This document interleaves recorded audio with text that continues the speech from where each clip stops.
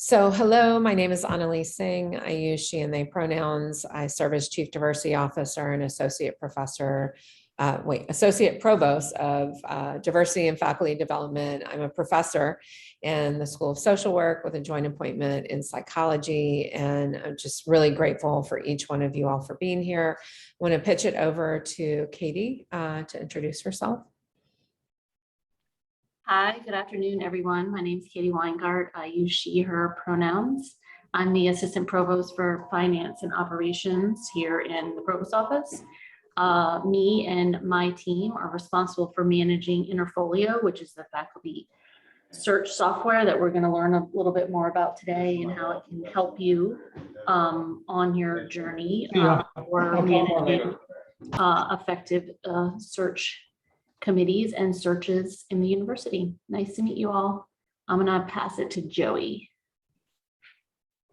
Hey everyone, I am Joey Kupion. I use he, him pronouns, and I am, for the purposes of this meeting, in the future, you're just Interfolio go-to person. It's one of my main duties in our office, amongst other things like just managing new projects that we have coming through. So please, whenever you need help with Interfolio or anything like that, just let me know. It may be a learning experience for both of us. Awesome. Thank you, Katie and Joey. And I don't know if Anna's here with us yet, but we're going to go watch. I think she's traveling right now. Okay. That's right. Well, and thank you all for checking in on the chat box. You know, there's so many reasons that we ask you to share your pronouns. Most of which, like, we want our precious trans and non-binary community members to know that this is a place where they can receive support and thriving. So thank you for sharing those. Thank you for sharing where you are. Many of you I've met before, so it's just good to see you again. I know that many of you are having still impacts after Ida, whether it's kind of integrating what happened or still waiting for your house to get tarped or a contractor to show up, or just concerned and supporting people in your community. So thank you. And thank you for checking in. Where we're going today is here. You've already heard me prime you. Please use the chat box, ask for questions. You can DM us, talk with one another. You know, this time is for you. It's for us as a community. And excuse, it's not 1:30 a.m., but you can kind of see, that the first hour and a half, we're going to talk about a 10-step process. And as we go through that 10-step process, you're going to be like, whoa, this is a lot. And then we're going to start slowly breaking it down. And then you're going to be like, oh, okay, this might be a lot of what we already do, or there's some low-hanging fruit we need to address for this year right away. And then there are the stretch goals for each of the departments on campus that we'll be asking you to think about. What we've been noticing is that after the break is usually where we're able to get to some Q&A, and we've had amazing conversations about case studies. Those conversations have helped us refine the training, provide different information. So please, we want to hear your feedback throughout today. And so as we, just start getting warmed up and rolling, I think we all know that the time is now for change when it comes to equity, diversity, inclusion, and anti-racism at Tulane. I think in many ways, no matter what part of the university we're in, we're kind of trained in historically white environments to look always up at the top and wait for the change. But we share this slide to say the president has said, embark on this change, do this change. He wants to support us. The provost will have your back in doing this work.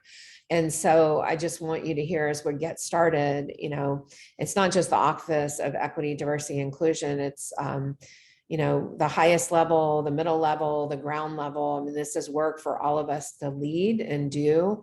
And for many of you, you're doing this work right in your own unit with one another, right? So I do want to highlight that the Presidential Commission on Racial Equity, Diversity, Inclusion was one that the president started right when he came to campus, and he noticed many of the concerning things in terms of, for instance, the numbers of our Black students, staff, and faculty, and many, many more issues related to environment. So the time for change has been here. It's not just about a message he sent in June of 2020. It's kind of about the change we've seen since his arrival and the change we still need to embark on. And so when you look, I'm going to share a little bit of data as we get rolling. As you look at your the schools that you're in, you can kind of see the trends across time. Now, I will say one of the things we're reckoning with at the larger university level is how do we collect data?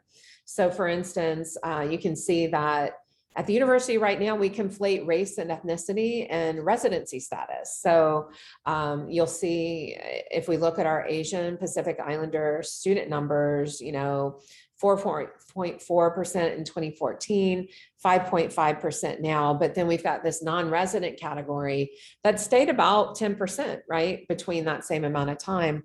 We know a lot of people in that category might be tagged as under that umbrella of API, but we don't clearly report that, right? So we've got some work to do in our data reporting, but there's still some clear trends you can see in the data, right? We need to look at it. If we look at our Black students across the university, 8% in 2014, 8.6% in 2020. Not enough, not the work we want to see over time. And so this directly comes back to climate. This directly comes back to the faculty who teach in our programs and who lead on our university. If we look at our Latinx or Hispanic group, we see some progress there over time, but then again, you start thinking about national averages, right? And we've got some big stretch goals we need to make. On the very left part of this graph, you can't even see our Indigenous folks, right? That's a problem. We have many challenges in serving, recruiting, retaining our Indigenous students, and we've got a lot of work to do, is what this slide says, but we want you to see a sense of where we are now. And so then you start to look at the faculty picture and you're like, whoa, we have work to do here too. So again, if we look at our API faculty, you've got 10% in 2013, we're about the same in 2020, but then you've got that big non-resident category that we need to be reporting out with more clarity, right? If you look at our Black faculty, these are things that are unacceptable, for us as a community who care about our Black faculty, staff, and students. We know that our university students are getting more quote unquote diverse, right? But that word diverse doesn't capture issues like climate. Our student body is looking very differently than our faculty do, right? And our faculty don't always have the training we need to serve our BIPOC, our Black, Indigenous students of color. If you look at our Latinx students, again, we're conflating race and ethnicity. We need to work on that at the university. And then again, if you look at the far left, you can't even see the numbers of Indigenous, First Nation, Native American students, faculty. I will tell you, just to kind of emphasize the enormity of the work that we'll talk about today, is that when you look at just tenure track Black faculty, who are at the associate professor level, we have 13.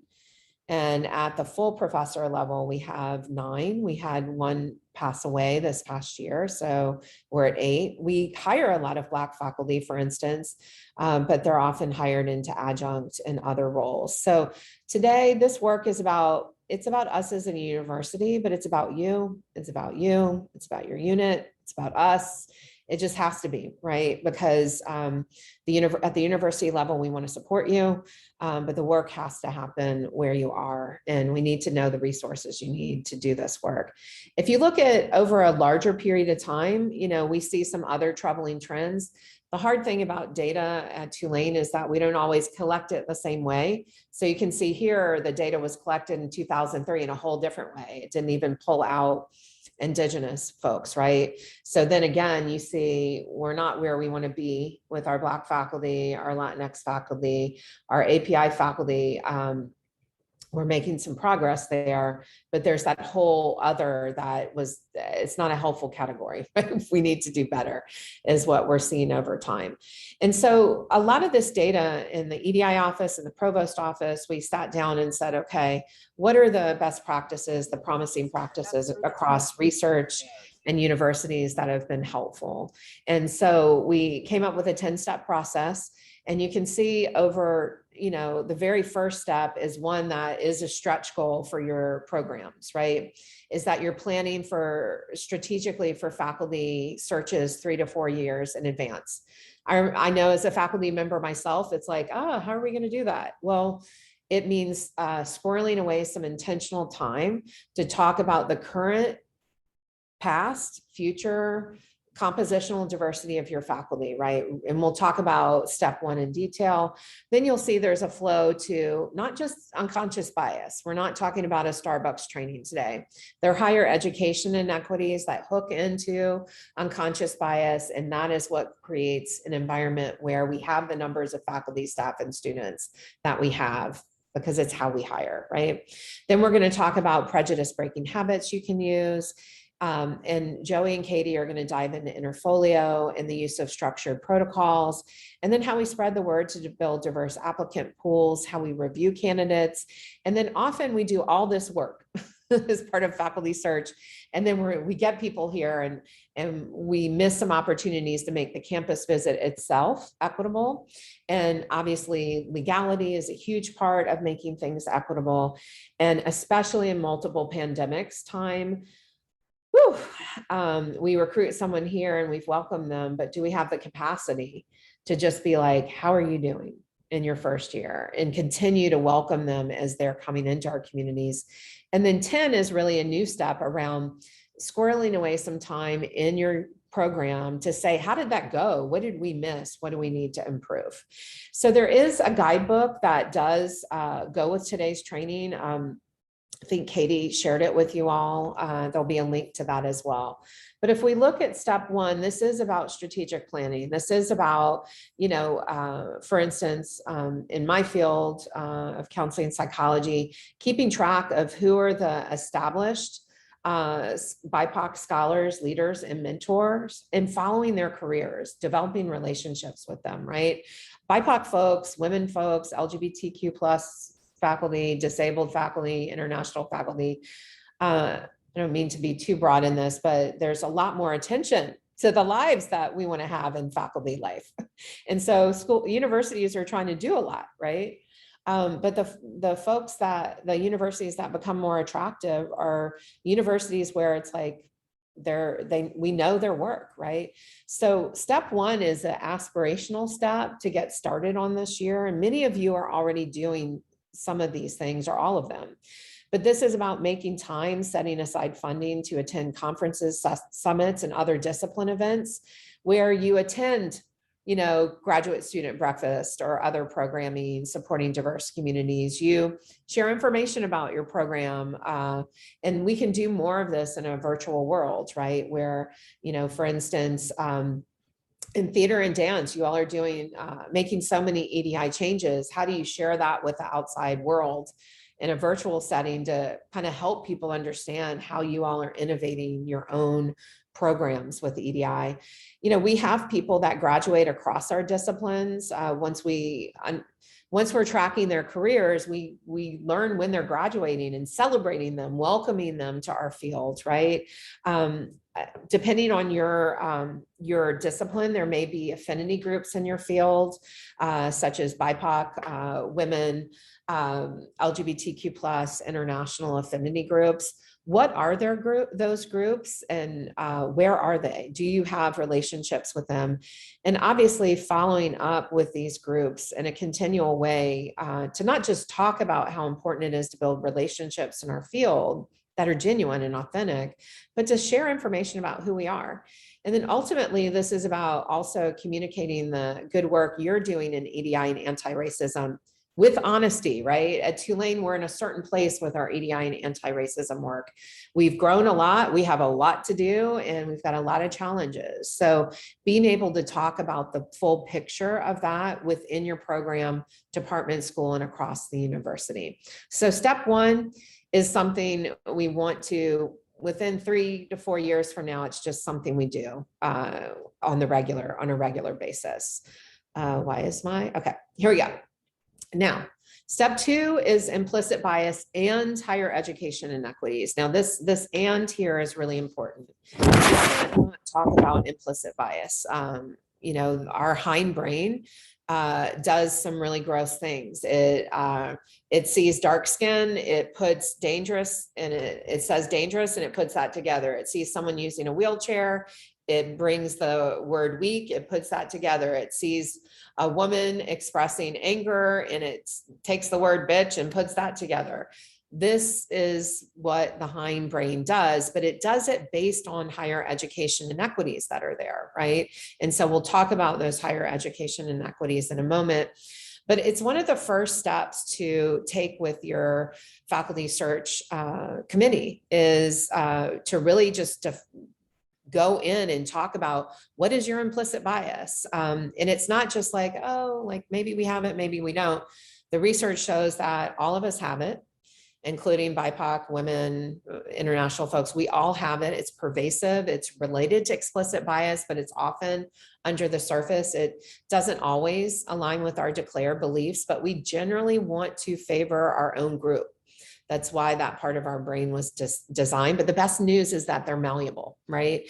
And so, you know, as I was hiring for our EDI office director, it was one of the first steps we took. It's like we got our biases out on the table and we talked about how we were going to hold each other accountable and individually explore where those are showing up and how it's shaping hiring practices.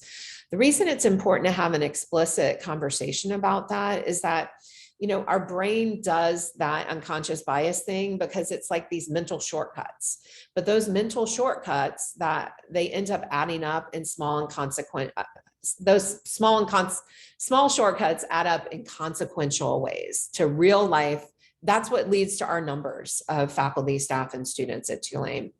Now, the thing I'll tell you about the research that's important for everyone, including me, to understand is that the research shows that those of us who think we don't have bias, guess what?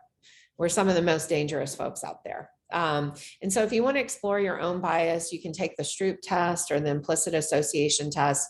It is not enough to only talk about implicit bias, right? But if we don't acknowledge that it's in us, it's soaking in us, our candidates are soaking in it, our deans are soaking in it, every single person is soaking in it, then we don't ever identify it. So let's talk about different forms of bias. So one is confirmation bias. This is really when we interpret information about a faculty candidate as confirming what we already believed about them. So in my search, it would be like, ooh, I already know which one I want to go to, and this is going to be the perfect one candidate for me. And then everything I talk about in the committees just reinforces what I want, right? That's confirmation bias. And we see these things happening in searches, right? So we can ask each other, hey, Annalise, how is confirmation bias playing into that? Like literally asking each other in a beloved, helpful, connecting, deep dive way. Anchoring bias. This is when, you know, we offer we take in a lot of information in a faculty search, and anchoring bias is when we rely on information we receive early in the search process about a candidate. Maybe we have a colleague in our discipline who says, watch out for that person, I heard they applied. And then we start anchoring every piece of information we get about that candidate onto how we evaluate them. In-group bias, again, we generally favor our own group based on race, ethnicity, sexuality, disability, class, education, gender, and more, and the intersections of those identities. So, you know, if you're white, if you identify as a man, if you identify as cisgender, as someone not living with a disability, you know, asking yourself over and over again, how am I favoring my own group? How is that showing up? Not if, right? That because we're soaking it. Negativity bias comes up in faculty search trainings because we usually have a collection of information about faculty candidates, but the negative information and interactions will have greater weight for us. So for instance, a faculty candidate shows up on a Zoom late, or they have trouble signing on to a Zoom. We tend to remember those things as opposed to positive interactions. So just balancing it. You can understand this from your own experience when you're giving a talk and you're like, dang, like I did good, but you heard one person ask a question where they dragged you, right? And who are you going to remember after that presentation? That one person, not that actually you gave a good talk. Attribution bias means that we just make systematic errors in evaluating faculty candidates based on assumptions and judgments we have about their behaviors and their interactions. A good example of this in New Orleans is when someone cuts us off, they're a jerk, and lots of other names, but when we cut someone off, we have somewhere important to go, right? So being fair in our attribution about people's behaviors and seeing where it's showing up. Sunk cost bias is very common in faculty searches because we are busy. You are busy. You are so busy. And thank you for everything you do, by the way, on an everyday basis at Tulane for our students, faculty and staff, your colleagues. And so when we get on faculty search committees, it feels like it's on top of everything else. How are we going to sink it in or make that time? And so what happens is I'm in the middle of this right now. I mean, we want the best candidate, right? But sometimes we go with our number 2, number 3, because even they're not a viable candidate because we're like, we just need someone to teach this course. And so we put so much time into it. We feel like we can't walk away, even though we see that this isn't the excellence that we want, right? So there's so many other types of implicit bias, but we want to be really clear on this next slide. This is not an equation that we want at Tulane. I want to be very clear about this, but this is what happens. You take implicit bias, which we rarely talk about having, and we actually tend to point the finger and say, you have it, I don't, right? Even those of us with a lot of training, I have to work hard to see my class and my education privilege, right? But then we have structural inequities. We know that, for instance, BIPOC people have had more recent access to universities as the result of Black students and their allies and accomplices suing universities to get access. Well, that was happening in the 50s and 60s, right? That's not too long ago. So, when you look at your discipline, you may not feel like, people can commonly say, well, there are not enough BIPOC folks graduating in my discipline. Well, do you know the numbers? We'll look at that in a moment. Do you know the numbers of people graduating with a PhD in your discipline? And how do you track that over time? Because you should have that same percentage of people in your pool. We also know there are lots of structural inequities and institutional inequities. So when you take implicit bias unexamined, unacknowledged, and you take structural inequities, people don't care about using their pronouns with students because they're like, oh, that's politically correct, right? That's structural inequity, right?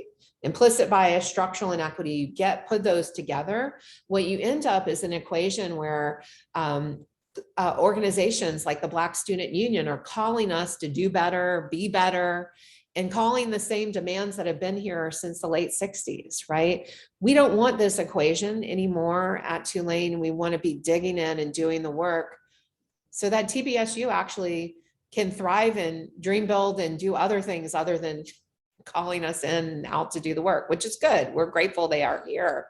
But we know that faculty can do this work too.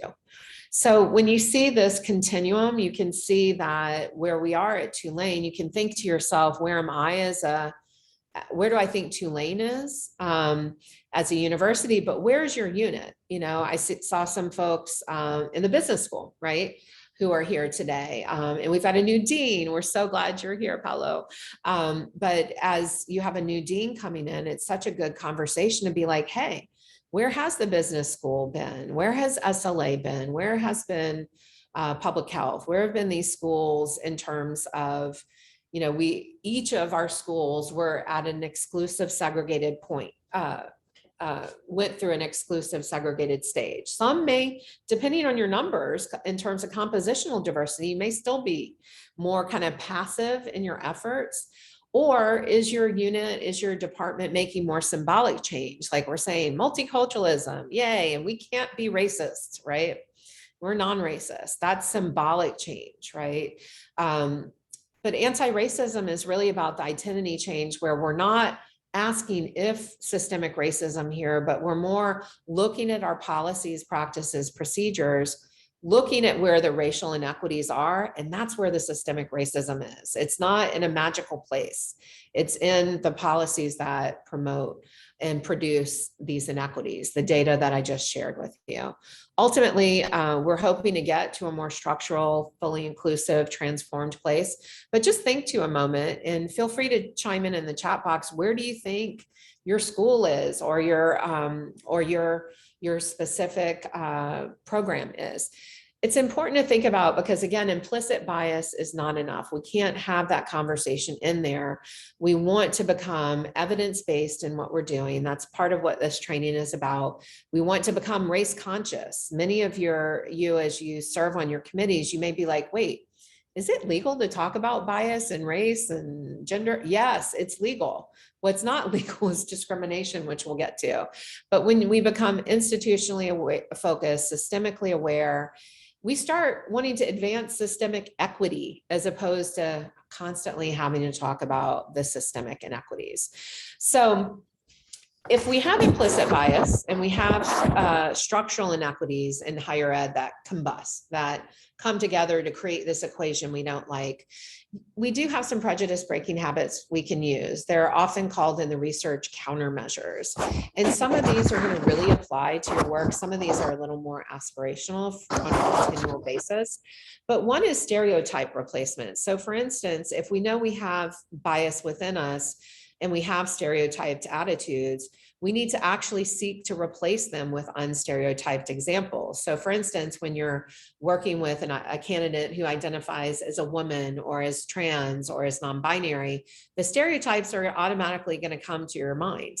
And if you feel like they're not, check in with yourself and see, where are they, right? And then to avoid those biases or really to check them is to remember, like, what are, how can you see women, trans and non-binary people in the fullness of their capacity, their capabilities, and their ability to bring academic excellence to our institution? We want them here. Counter stereotypic imagery is when, again, if we know that stereotypes we're soaking in them based on all the higher ed inequities and implicit bias, we need counter stereotypes, right? So, in your STEM fields, if I ask you to think about like a famous mathematician or a famous scientist, most likely it's going to be a white cisgender straight man. How are you learning in your disciplines about the BIPOC folks, the women, the trans and non-binary folks who are leading this work, right? You're countering that stereotypic imagery by learning and re-educating yourself. Empathy and perspective taking and individuation kind of go together. But if you are someone who comes from, identity groups where you have a lot of privilege, white, you identify as a man, you don't live with a current disability, you are a US citizen, you are cisgender, you are straight, or an amalgamation of all those things, you haven't walked in the shoes of folks on the margins. So, for me, I walked up the stairs to get into Gibson today. I have to work on thinking about, okay, a person using with a wheelchair has to like literally go in the back of Gibson, to take an elevator to get to the same place I easily walked up on, right? So empathy and perspective taking is in building a muscle around doing that to further EDI and anti-racism work. Individuation, the research just shows that when you are interviewing a white candidate, we tend to see that white candidate, that candidate that identifies as a man, is an individual. When we interview a BIPOC candidate, a woman, we tend to see that person as connected to a group. And we know it's connected to all those stereotypes. So you want to work to see folks who experience oppression as their individual selves, right? That starts to challenge where the bias in the higher education inequities that's set up that bias. Increasing intergroup contact. Wow, do we have some work to do on this at Tulane? I want you to think about the people you work with every day and how many BIPOC women, disabled faculty, et cetera, queer, trans, non-binary folks you work with every day. This isn't about going and getting your one trans friend if you don't have these folks in your department, but it's just getting honest with yourself about, and myself too, like, who do I work with every day? Those are the perspectives that are going to get reinforced in my mind, right?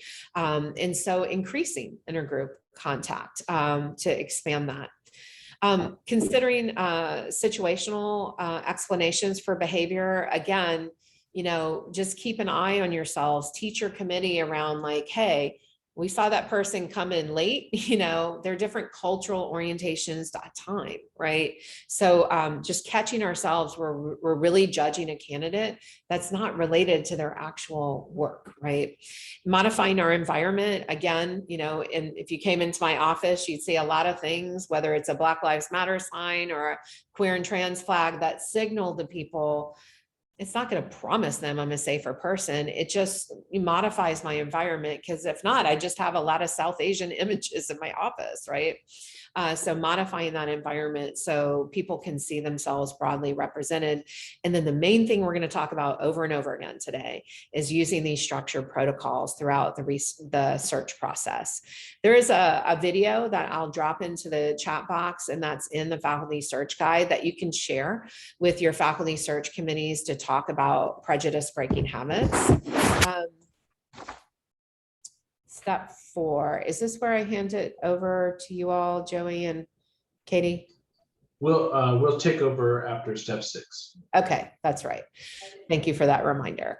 So with step 4, once you've kind of thought 3 to 4 years in advance about your future faculty searches, you've talked explicitly about implicit bias and higher ed inequities, not at the university, yes, at the university level, but more specifically in your discipline, in your field, all of it, right? Then you're talking about prejudice breaking habits that you can use as a team in your search. Then it's time to make sure you know how to use Interfolio and create structured protocols. So in terms of some of the specifics, we will have some information that is just kind of common for every search. We advertise every position in the Chronicle of Higher Ed in lots of other different forums. But this is where you all are already starting to think about who are the people on your committee who are going to be recruiting and getting the word out. We'll come back to this in a moment, but there is a tool that the faculty search chair fills out at the beginning of the search process called the FRAP. And we're asking you to tell us, what is your plan to recruit the most diverse, amazing pool with all the academic excellence that you can? Like, how are you going to do that? And we're also compiling what is the identified genders and race ethnicity of your search committees. Now, this is an interesting thing. We know from the research that when you have more diverse in terms of BIPOC women, we don't know as much about the other identities on hiring committees. We know that those committees tend to produce more diverse searches in terms of BIPOC folks, women. That's kind of what we know from the research. But we also know BIPOC folks and women, and those at the intersections of those groups, often get tagged over and over and over to be on searches, to give service.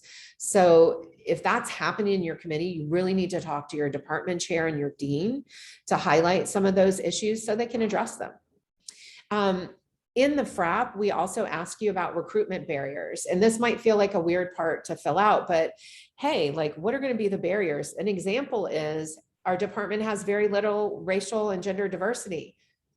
Be transparent about that with your group and what you're going to do to address that, right? So much of where we're moving in terms of our searches is naming what we know to be true and naming where we're hoping to go, but being really plain. about where we are right now. In terms of step 4, this is where you also create a job description. In the guide, there are many appendices that have sample job descriptions. But as you think about your job description, some of you it may already be out in the world. Awesome. Some of you are still creating it. Consider, how are you going to include our EDI and anti-racism commitments? Link to the Presidential Commission on Racial Equity, Diversity, Inclusion, link to the EDI office, link to the initiatives. I know Cassius is here, to the EDI website in the School of Architecture also, right? And then I know that we see New Orleans as many times a recruitment like incentive, right? But let's be honest about what makes New Orleans great. I mean, it's our BIPOC cultural context. It's our global partnerships and values in the city. I mean, it's these deep Black Indigenous roots. We usually call the colonized roots, right? French and Spanish, but we've got to call the whole story into play and just put like a line or two. And we've got some examples in the guidebook. Include any EDI and anti-racism statements you have. And I apologize, this bullet is messed up. If you have any job criteria that might exclude people, ask yourself, like, for each criteria, how might this exclude someone living with disabilities, who is BIPOC, who is women, so that they start to not see themselves as a candidate, right? The ability to listen is one of those. It seems pretty simple, right? I want faculty who can listen, but that really leaves out people who might have not the capacities that we might expect from someone who is not living with a hearing impairment, right? Adding an EDI statement and encouraging applicants to weave EDI into their application materials. For instance, we often want a cover letter, a research statement, maybe a teaching and mentoring statement, but maybe asking for an EDI statement. And then really thinking about our candidates. Sometimes we want them to submit so many materials. But when you think about the structural inequities, again, we know that your BIPOC, your women applicants, your queer and trans applicants, they're surfing stuff right now in their academic programs related to oppression. Don't ask for 12 things for them to submit.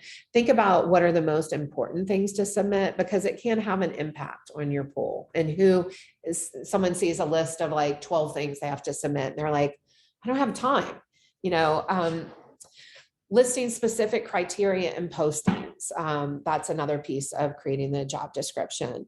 In terms of forms, faculty candidates are required to submit. You can see it's the CV. There's an additional candidate form. There are required questions for all candidates that include demographic information. So we will know the diversity of folks in your pool, and we'll talk about that in a moment. There's an authorization for a background search, but you might have additional forms you want to create based on your school or your program.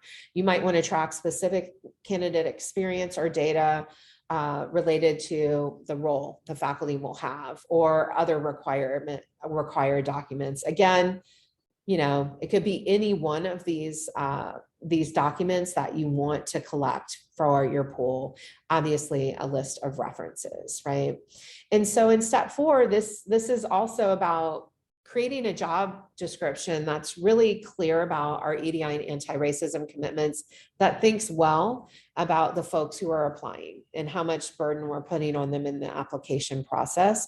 But then the developed structured protocols, we in the guidebook have candidate ranking forms and an interview protocol. We'll come back to these forms, but just so you can see an example, for your faculty search committee, and maybe even anyone who interacts with a candidate, depending on how you run your faculty search process, there's some forms you can use to just be like, hey, did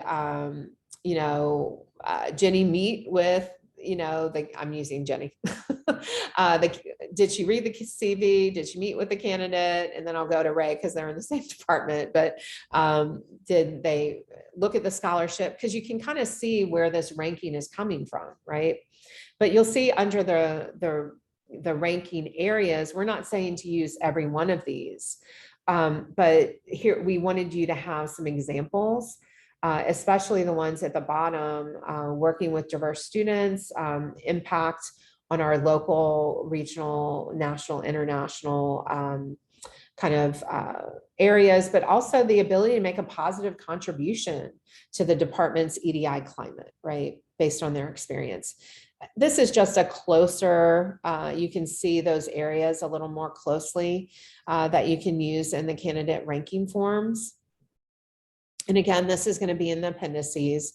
But then the other thing you'll be thinking about at this point in step 4 is, what is the protocol you're going to use? What's the interview protocol? Because based on the research, we know that when we use ranking forms and we use structured interview protocols, we start to counter the bias, because what happens with faculty candidates is, we often want to determine the fit that they might have for us, or kind of feel their energy and ask them questions that are off the interview protocol.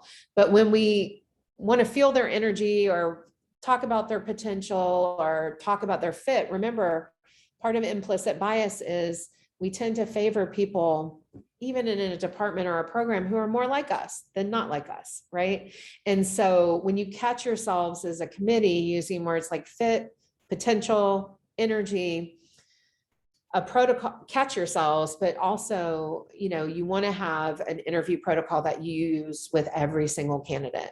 And for instance, we went off our protocol in our recent search, but we made sure there was one question that we came up and we asked of every candidate, right? And it was a question that came as a result of the candidate asking us. So in terms of equity, we went and asked that same question of earlier candidates. If step 4 is about, okay, job description, interfolio, structure, protocols, step 5 is about spreading the word to build those diverse applicant pools. And so what this means is we're posting the job description far and wide, whereas the FRAP helps us know where you want to advertise, right? This step is like, we're moving away from just passive posting. And so you'll see the list in the guidebook of where we post, right? But you may need to talk to your department chair or dean, because you might need to advertise in additional outlets that are, for instance, affinity groups. In the appendices, we have a really long list from the Texas Tech University. It's called the Registry, that has different discipline-specific affinity groups. And then again, considering picking up the phone, calling people, sharing on social media, really getting the word out actively. Now, if one of the policy changes in faculty searches for this year is that every faculty search chair and committee member goes through this training, right? This is a first step for this year. The second policy change that's coming is that an equity advocate is on every committee. Now, certain schools do this differently. SLA already has a process. If you're in a school where you don't have a process that's formal, here's what we want you to do. When you convene in that first meeting, or some of you might be in your third meeting, it's never too late. Someone on the search committee, we want them to serve as an equity advocate. And that person is the person who's saying, hey, search committee members, let's make a list of those diverse mentors, luminaries in the field, and then saying, all right, Annalise, Katie, Joey, you're taking this person, you're taking this person, is getting really structured about reaching out to these people. Again, moving away from the passive job posting and relying on those relationships and getting the word out more broadly. Again, the equity advocate has a specific role in saying, not is implicit bias and structural inequities, are those showing up in our processes, but how are they showing up? So this is the person that says, all right, how is, like, literally you can say it that way. All right, we're at the stage where we're about to look at the ranking forms. How's implicit bias and structural inequities going to show up in our conversation? Okay, I have a bias about Southern, quote unquote, Southern accents. I have a bias for, I think we need a person coming in this area of academic research, like getting that stuff out on the table and having an active, ongoing conversation about it. And then reviewing those structured protocols. This is the person who's getting input on what are the questions that need to be in the protocol, but it's the person who makes sure everyone has the protocol and then people know which questions are being asked when. And we just want to say that there is a tension in the search committee that the equity advocate tracks. And it's the tension between research does show when we have more diverse faculty searches that we have more equitable searches, but then we also overburden those roles. So the equity advocate looks around the search committee is like, no, we don't have BIPOC folks on here. We don't have women folks on here. We need to do some advocating to get these voices in the room. And if it's folks who are being tagged over and over and over again, like what is a way to provide incentives, et cetera, to make that more equitable for that person? Step 5 is about, again, spreading the word and building that diverse applicant pool. So this is where we want you to know at the university level, we do have affirmative action placement goals for all faculty positions.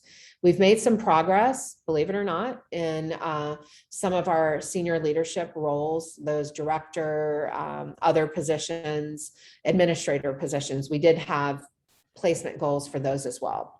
Yes, I think we should always have placement goals for those, but we have a vendor that looks at our affirmative action placement goals. With faculty, we've got miles to go. And so what affirmative action placement goals mean, it doesn't mean that we go and say, we have to hire the BIPOC person, we have to hire the woman, we have to hire the queer and or trans applicant. But what it means is that we want to build those faculty pools as broadly and have as much deep diversity as we can, which means you want to know the availability for PhD graduates in your field. So again, I'm going to go to, well, let me go to a different school. Let's go to School of Science and Engineering. They're hiring in the chemistry department, right? And so the chemistry department should know what is the availability of people graduating in terms of compositional diversity with PhDs. Well, that information is easily accessed through the NSF and other entities. So you can see, okay, we've got 13% of Latinx people, I wish it was that high, graduating with PhDs in chemistry, right? You should at least strive to see 13% Latinx in your pool, right? It's your stretch and your placement and your kind of building the pool more deeply. Now, there are some ways you can select the shortlist through Interfolio that Joey and Katie will talk about, but that is a way that you build the applicant pool. But here's the reminder, as you're doing this work and you're reviewing the demographic data in your pool, you're going to again want to have those active discussions about how stereotypes and attitude biases are showing up. You're going to want to put on the table what personal and professional relationships you have with existing candidates. Doesn't mean it's good or bad. It's just something that needs to be talked about. And then you want to talk about pedigree bias. We know at Tulane, we love the pedigree, but when we look at pedigree, it goes back to higher education inequities. If you look at, the higher education inequities related to who's gone to Harvard, Yale, et cetera, they've got the same or worse challenges that we have, right? And they're making progress, sometimes faster or slower than we are. And so if we only look at pedigree, we're going straight to replicating those higher ed inequities, right? So how is excellence defined in your field? Is it defined in a really narrow way that really comes out of a historically white discipline, right? Or has it evolved over time to include everyone's excellence? And then remember, this is a big place where it's like, oh gosh, we just got to make the decision because we're on this strict timeline. Make the timelines that work for you as much as you can. And so I'm going to stop sharing and pass it over to Joey and Katie for step 6.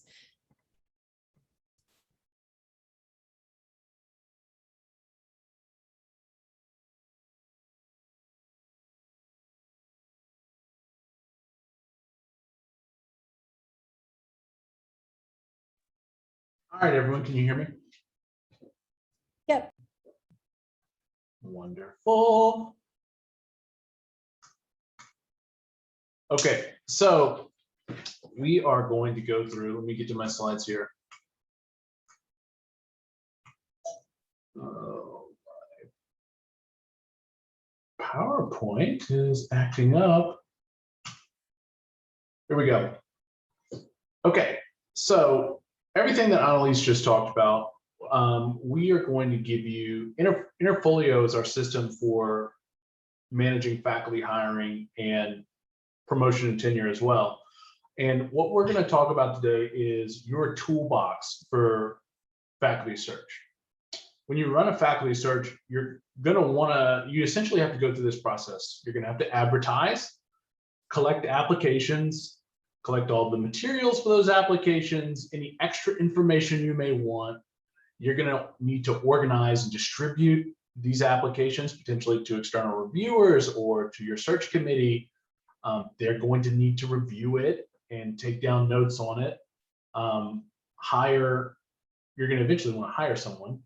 And then the best thing to do would be, after all this is done, reflect on the process, how it went, how the information was collected and analyzed, and then use that information for your next search, so that when you start advertising again for your next search, you know what you've done. You're more informed on this second, third, fourth, fifth go around of hiring.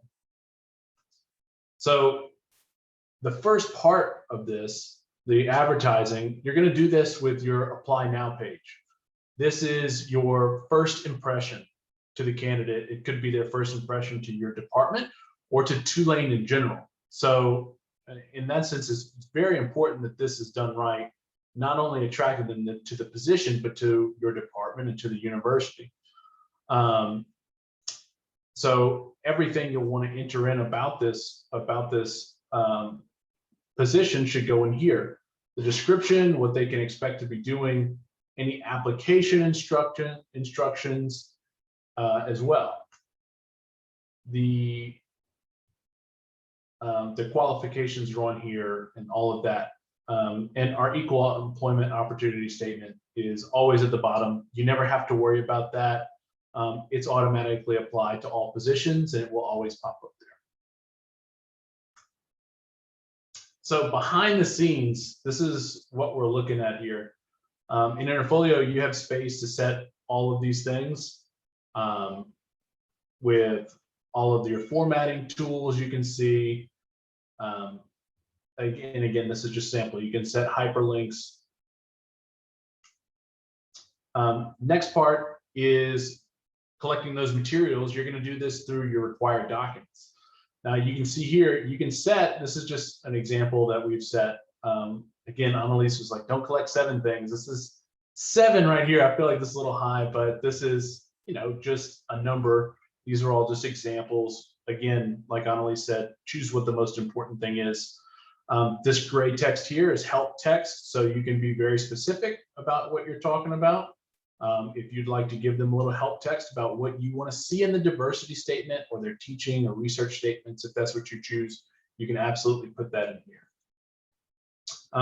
And at the bottom of this, we're going to come back to this later, but there's an easy win right here that you can check, and that is send a message on application submission.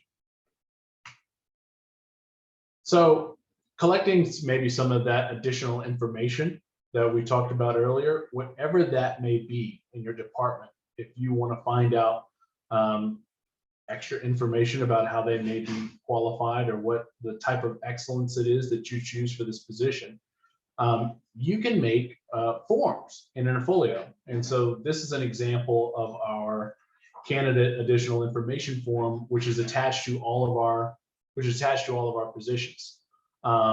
These forms you create can be required for all new positions in your unit. You can design the forms to have headers, sections, helper text. Really, yeah, they have all that stuff. And so you have 4 different question types to work with. You have paragraph, multiple choice, checkbox, and grid.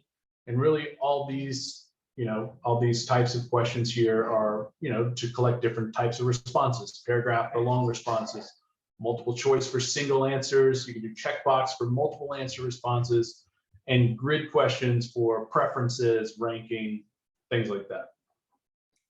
I do want to jump in here real quick and say that the candidate information form is a required form, as Joey said, that all candidates fill in, because it has some information in there that we need to state, like background check and COVID vaccine status.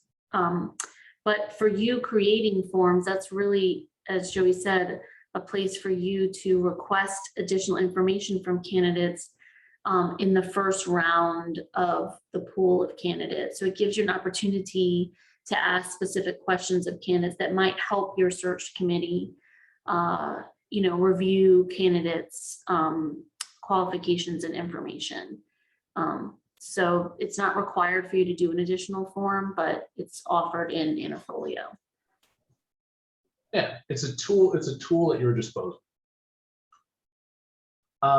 So the search committee, this is where you're going to add anyone who is in your committee, add them to this position. And what you're essentially doing, what this does, it just gives them access to review the applications that come. So if we were doing this in paper, by adding them to the committee, what you would be doing is essentially printing out all the documents and setting it all on their desk. If they're not in the committee, they're not in the search committee, they will not be able to review, to see the position or review the applications. And if someone on your search committee is not in Interfolio, we have our contact information in this slide, but we can add them in so that they can actually see it. It's a really quick add into Interfolio, because not all faculty members are in the search side of Interfolio automatically, because if you haven't served on the search committee before or been a department chair or a committee manager or a dean level position, then you probably aren't in Interfolio on this side of Interfolio. So we can add you pretty quickly. And so this gets back to those structured protocols, and like Annalise mentioned earlier, and evaluating your candidates. Now that you've advertised and collected their materials, you've distributed them by adding them to the search committee. Now this is the review process right here. This is totally customizable. These are just some examples we've put up right here, but your committee will all have the opportunity to rate these candidates 1 through 5 on each of these criteria. And if you have blind review selected, the candidates or your search committee will not be able to see what each of their search committee members are also rating them. They'll be totally ignorant to that. They'll only be able to see their ratings. So these, we're getting into some communication tools right now, but in the example I pointed out earlier that we would be sending a message upon application submission. This is what that looks like in the system. And it's our top complaint that we get back from candidates about our faculty searches university-wide is that there's no communication or very little communication coming from the position managers saying if they received their application or what step in the process they're in, or the position is closed. They said there's just no communication coming from us. So by checking that box, you can set an automatic email based on a template, and this is the template we have that's live in the system right now that you can use. And when you select it, you can edit it specifically for your position. That's what the screen we're on right now. But just by checking that, whenever an applicant submits their application, the system will automatically send them this email, letting them know, hey, thank you for applying, taking the time to do that. Give them a date like we have in here. The search committee is going to review applications on this date. We'll keep in touch. And it's just an easy win for everybody involved. They say, okay, they have my application. I can look forward to this new date upon, when I might be part of the next, I might get some news about my application going forward.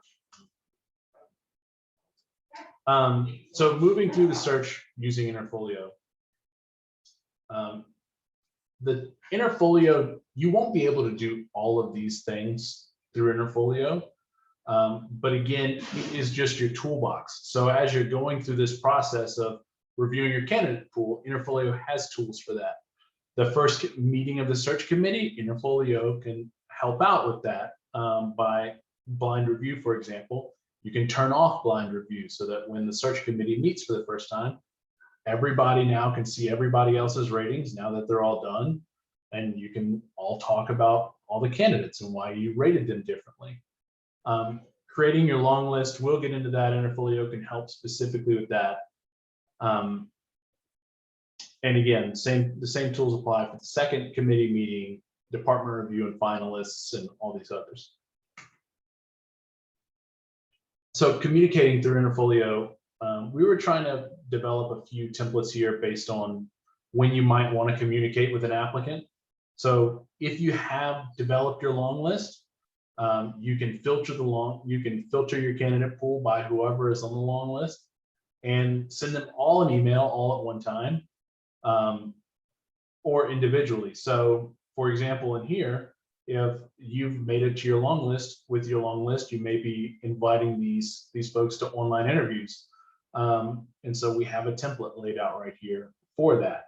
Again, you can modify your template however you'd like, or you can come up with your own template. This is just an example. We have another example for finalists. If you're inviting your finalists to an in-person interview, you can do that directly through Interfolio. And for people who are no longer in consideration, it'd be nice just to let them know, hey, everyone, thank you for applying and for all the effort you put into this, and please continue to apply, but we've decided to go in a different direction. And just that, you may lead to another application. Similar for position filled, just letting everyone know, regardless of what step they made it into in the process, that the position is now filled. And these are some tools for your search committee. They can use comments and notes, as well as tags. So they can put a comment on an individual document. They can write comments for the application in general, and notes as well, or they can do tags. And the example we have for tags right here is for someone who may not meet the minimum qualifications for the position itself, just mark that person in A. This is just not applicable to what we're looking for. So this is that evaluation criteria we talked about earlier.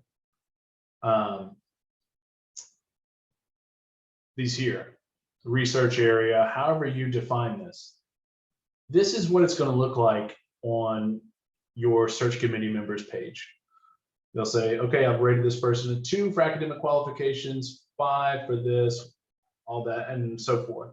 And the Interfolio will automatically put an average, their average rating for that candidate at the top, or average all of these. For the manager will see it like this. They'll see their own ratings, but they'll also see the committee summary for how that person was rated. And so this is a good reason why you would turn off blind review, because if blind review is off, then your committee members will also see this committee summary ratings, and it may affect how they rate. So candidate status, I talked about the long list earlier. Candidate statuses are largely internal, but they're an excellent way to keep track of your candidate pool and how it went. So no longer in consideration, you can see there's several examples listed here, but it allows you to filter the list and take action based on those, what their status is. These are the list of statuses we recommend you use. Just a short list that encompasses most things. Long list, candidates that would be invited for an online interview. Kind of talked about this. You'll have access to these slides, so if you, a lot of them are really self-explanatory. You can look at this and see if that works for you as well. I do want to add for the sort of candidate statuses, Interfolio is really helpful for developing a long list of candidates and the initial rankings that Joey was talking about. And it's really helpful to when you're reviewing candidates to look and see, let's just say you're focused on, we may have Zoom interviews or first round interviews with the top 10 candidates or top 12 candidates or whatever your sort of, starting number is. But it gives an opportunity for search committee members to look and see, well, I, might have ranked this candidate higher, overall in my ranking. And so you can use that to be able to advocate for that candidate. If you sort of just start with the top 10 or 12 or whatever, and then when you're having that discussion, you can use Interfolio and the rankings to be able to advocate for a candidate that might be right outside of that range. That's sort of the limit as far as managing statuses and using Interfolio to help with that. Once you rank the candidates, you can't, if you change it, and you can't sort of go, you can go back and rank them again for shortlist, but then you're sort of not memorializing where you started. So Interfolio is limited that way, and that really we recommend you use it for long lists. And then moving forward, when you go to shortlist or finalist, having that discussion in your committee meetings, or when you send if you send recommendations to your other department members and to deans and that type of stuff, that kind of is done in a more manual way and not really through Interfolio. So I just wanted to make that clear that we really recommend using it for long lists, but that's pretty much the limitation of ranking candidates in Interfolio. The statuses help though, because at any point in time, a committee manager or committee members can see where the candidates are in status, and then it memorializes them as well, especially for the equity advocate when they're doing their review of the committee and seeing where things are with the candidates. They can see the progress that the committee members and the committee has made toward finding your finalists and getting to that point, and kind of indicate, where candidates are in the process. Yeah, and I'd like to, just more on that memorializing. Let's say, the worst thing happens. You have your finalists picked out. At the very end, they pull out of the search. All of the review that went into all of your candidates by each of your committee members is memorialized in the system. They don't have to save their paper notes somewhere or anything like that. It's all accessible to you at any point in time, forever. So whoever needs to look at it for any reason, it's all there. Nobody needs to remember. It's just the work is done for you when you do the work. All right, moving on. Additional requirements. So this is the idea of like running a multi-stage search through Interfolio. So let's say you do get down to your short list. You may want more information, more documents from that shorter list of people. So you can archive everyone who is not on the short list and keep only these people around. And then add more requirements into the position for them to go in and then fill out. One of those, which might be confidential letters of recommendation. Interfolio allows you to request these letters directly through the system. So you're seeing the page right now. Kathleen Moises, who works in our office, she's the example for this page, but back in the list of required documents, there was a common requirement I see on all of our positions is a list of contact references that the candidate supplies. You can take that list of contact references, put it in here to Interfolio, and request a confidential letter from their references that they've already provided for you. And those references will have the ability to upload it directly into Interfolio for that case. Yeah, so it's sort of, I know that some units, departments, schools like to request the letters up front as part of the application. That can be part of the requirements that you have. But if you want to move in the direction of, or you already do, where you ask for a list of people who will be providing recommendations for candidates, you can just ask for those names, and then, like Joey's saying here, set up the email to send out to those people that are listed to get the letter at a later stage when you get to sort of a short list or even a finalist, wherever you usually want to see letters of recommendation for candidates in your search. Yeah. And like Katie said, you can do it on the front end and ask the applicant. It has a feature that the applicant can request them through Interfolio, just like this. But again, like as Annalise was saying, that's going to increase the difficulty of actually applying for your position and them actually getting to be reviewed. So the last thing we were talking about reviewing your process once you're done is running reports. So virtually everything in your Interfolio position is reportable. And so with it gets really powerful when the forms we talked about, like the candidate information form and making your own forms, you can then go back, report on those things. So for example, this is a referral sources report that Interfolio does.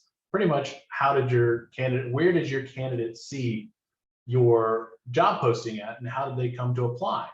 So if you have a limited number of advertising dollars at your disposal, and you see that that most of your candidates, for this screen example, I guess more than a quarter of them came from one source, but you didn't spend any money there, it might be a good idea to spend more money there. Maybe you'll get more candidates. And maybe the place that you spent a whole lot of money at did not yield a lot of candidates.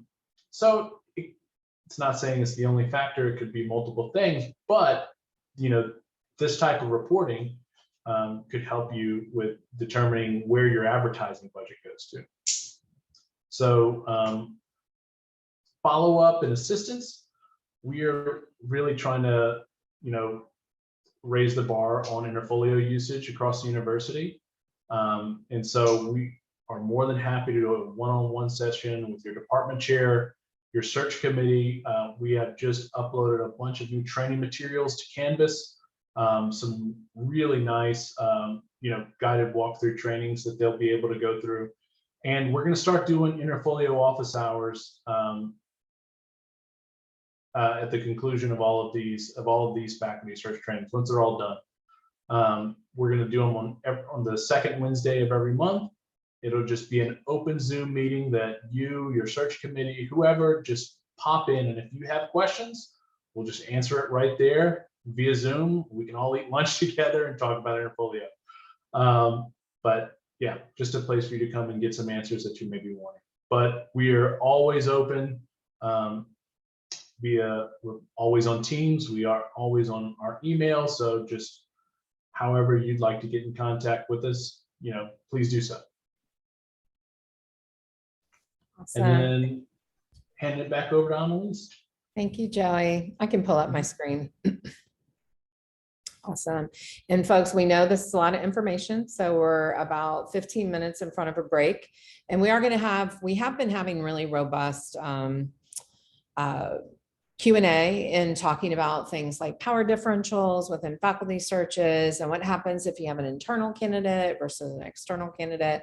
So please track all your questions. We want to get you to a break and then just dive in. So just as a reminder of where we are, Joey just took us through step 6, right? So 1 is planning in advance.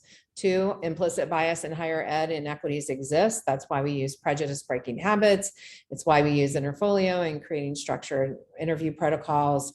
We're spreading that active word to build the diverse applicant pools, and then we're reviewing candidates, right? And so step 7 is about making the campus visit equitable. And again, a lot of this is related to sunk cost bias. It's like, oh, we just got to get this done. So keep in mind, early in the process, start talking about how to make that campus visit equitable, and even asking candidates about what helps them what would they need to have a successful visit to Tulane, asking people who they'd like to meet with, for instance. Each candidate should receive the same materials in terms of agendas, resources, et cetera. And then again, many of you may work in searches where they're internal candidates. Again, this comes back to talking very plainly about what we all know the truth to be. There's an internal candidate in the mix. There's some advantages they're going to have. There are going to be some disadvantages they have, right? And so one of the ways to address the advantages is to always have your internal candidate interview first, right? But then talking about just talking very openly about that. Obviously, I think some people in your pool, when they hear there's an internal candidate, they're going to automatically start distrusting the process. That's okay. Trust is built, right?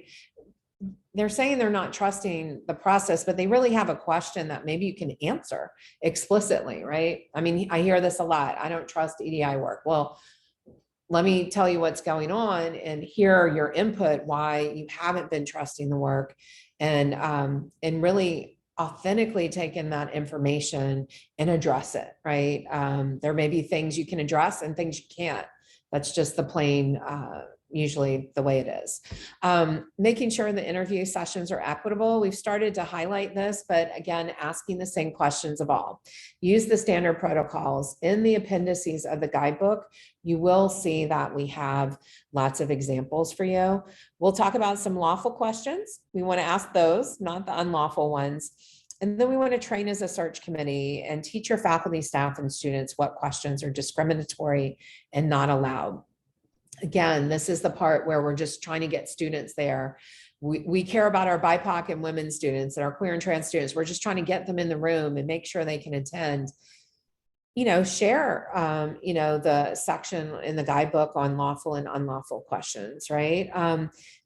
Teach them a little bit about why we use the protocols. Take that time, set that time aside, and then encourage candidates as you're prepping them for the interview to let them know they're going to be expected to answer some of these questions.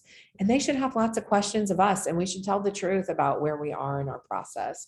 But again, the overarching goal in step 7 is to ensure that each of the interview meetings, whether it's with a dean, a department chair, student groups, et cetera, are structured cohesively in the same way. So every candidate gets a fair shake at responding to those questions. And again, this is just a reminder that in the appendices, you'll see a couple of sample protocols, but you all are going to probably want to, you may borrow some here from our examples. You may want to create your own. And then you can see their EDI specific questions that, for instance, if you want to ask someone about teaching, how do you interrupt microaggressions? I mean, if you want to hear about their outreach, their sample EDI questions, we also include that you might want to pull from as well. And we include those in terms of teaching, research, service, and general questions. As we get into the lawful and unlawful questions, it can be really interesting because in New Orleans, we really care where people are born. We care about a lot of things. We like to comment on what each other wears. And there's a lot of things we do regularly in our culture that might have a question mark on in a search process, right? And so one of those is really age. In terms of what is your birthday, how old are you? No questions, right? That some of the questions you'll see that are unlawful in a search, in a hiring interview kind of setting, but HR is going to take care of, right? They're going to make sure folks are 18 or older. Arrest or convictions, no questions about that, right? HR conducts that background check. Where were you born? Where were your parents, spouse, close relatives born? Can you submit a birth certificate or other naturalization or baptismal records? No, that is taken care of by HR. Citizenship questions in general, no questions about that. But you can ask a question about now or in the future, will you require sponsorship? So in terms of disability, no questions about physical, mental, cognitive health disabilities, unless there is something around the essential duties of the job, which you are employed to do, that they may or may not need accommodation. Even that area of questions I would leave alone because it's too hot in terms of it can easily go into an unlawful direction, right? In terms of education, just interesting on the right column, those are the unlawful questions. So the lawful questions are, what is your academic, vocational, professional education in the public, private schools you attended? Unlawful, what's the nationality, racial, or religious affiliation? Y'all know in New Orleans, everyone wants to know, where did you go to school? Was it Catholic? Or, we just Jewish. I mean, it just gets into that territory really naturally in our community, but no questions about those. And again, no questions designed to determine people's age. We can ask questions about previous work experience and what countries they've visited. The questions around citizenship and national origin, those are not allowed, obviously. No questions about gender or gender identity. No questions like what's your birth name or your legal name or your dead name, or what's your gender identity, birth gender, or changes to gender or gender identity. We rely on candidates to let us know about that. And there are no questions about that.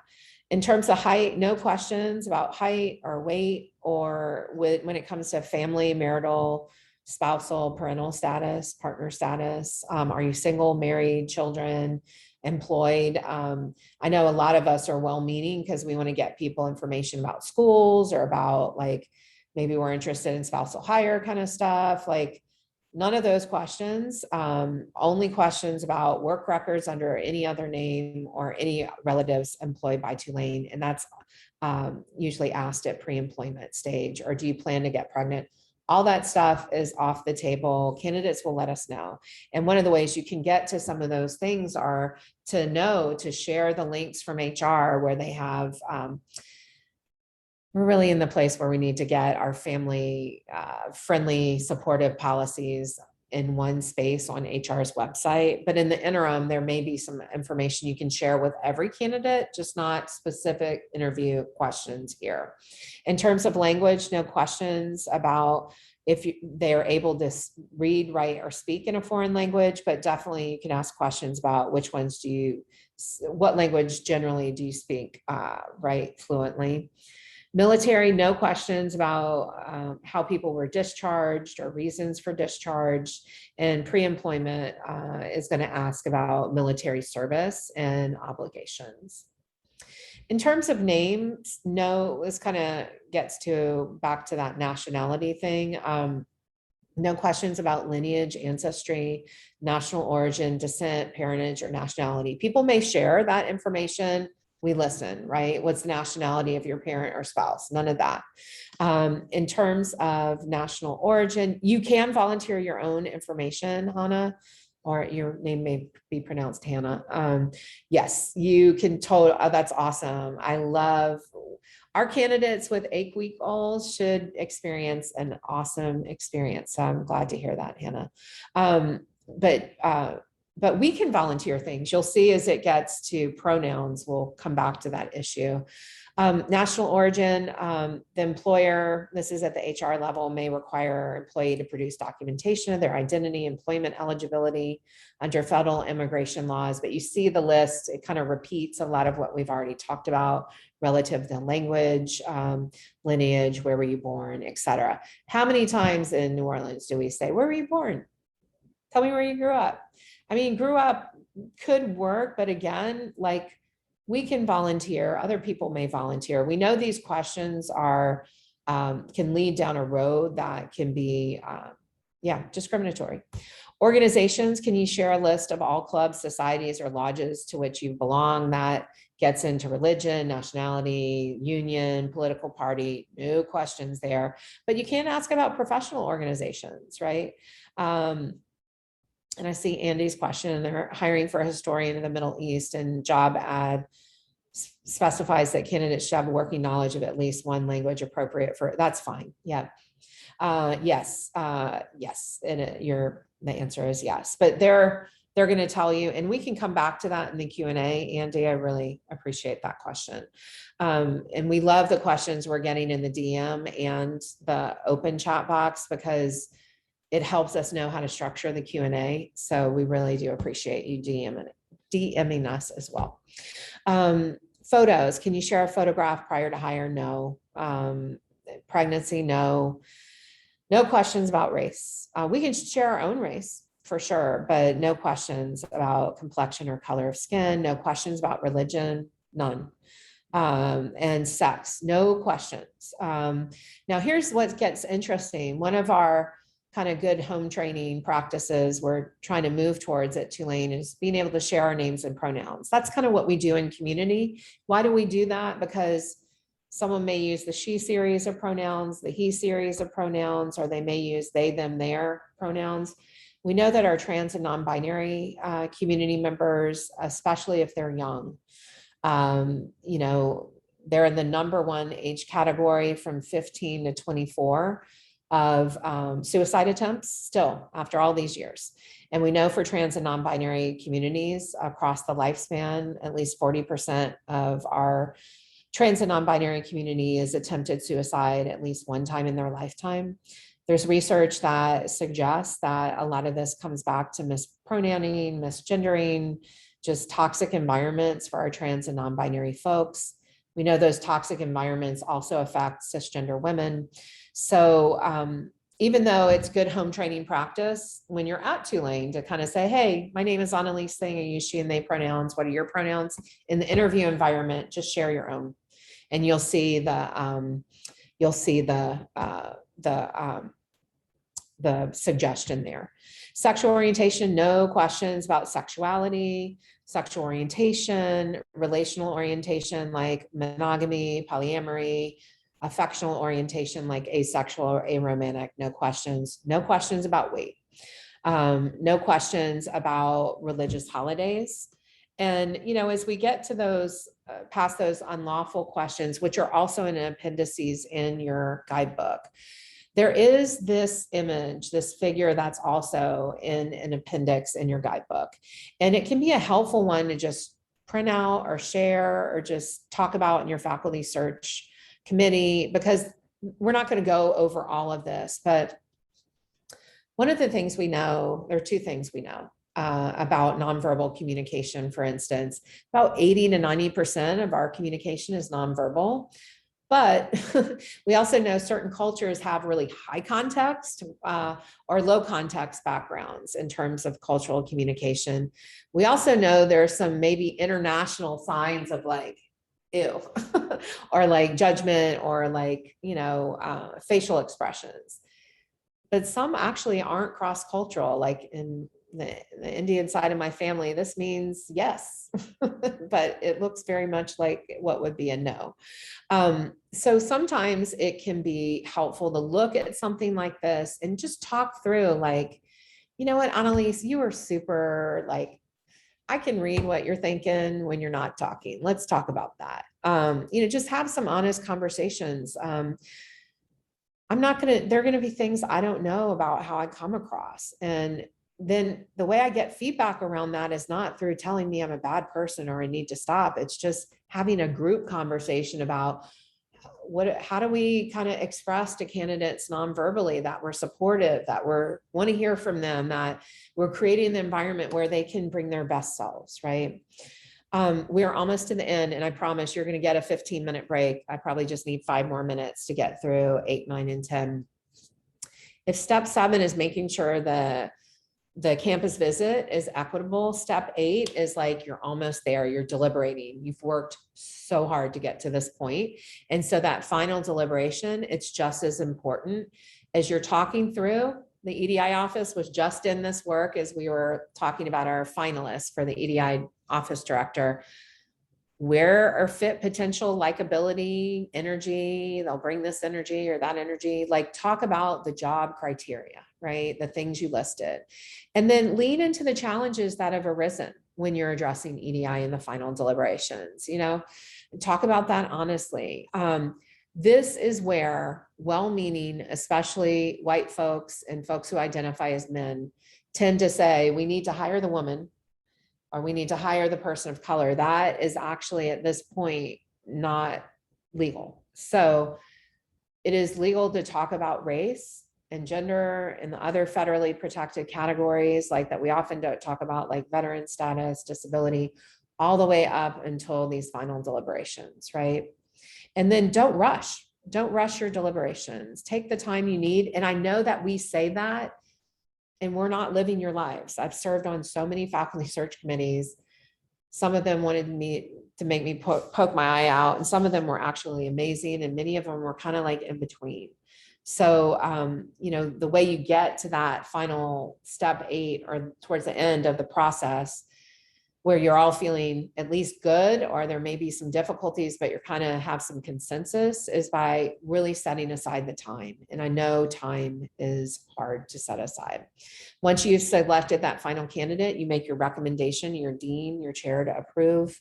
And then step 9, again, especially in the time of multiple pandemics, we don't want to skip over recruiting that person and saying, hey, we want you to join Tulane, sending the emails, but not just like, hey, we want you to join, but like, what are the specific things you see that they're bringing? Like saying like, oh, we're so excited about you bringing these. Recruit that person, right? Sharing faculty resources. We now have faculty and staff affinity groups that we're nourishing so they can thrive, whether they're under the BIPOC umbrella. We have a faculty and staff affinity group for folks living with disabilities, an LGBTQ plus faculty and staff affinity group, a veterans faculty and staff affinity group. Sharing those for all the candidates, right, is really important. And then sharing the rich LGBTQ plus and BIPOC history of New Orleans and related community services, not just for the people of color candidates and the queer and trans candidates, right? But just for everyone. It's one of the things that is so amazing about New Orleans, is that we have this rich history and legacy. And then curate your housing visits. If you are working with real estate agents, or even if you're going to a restaurant, right?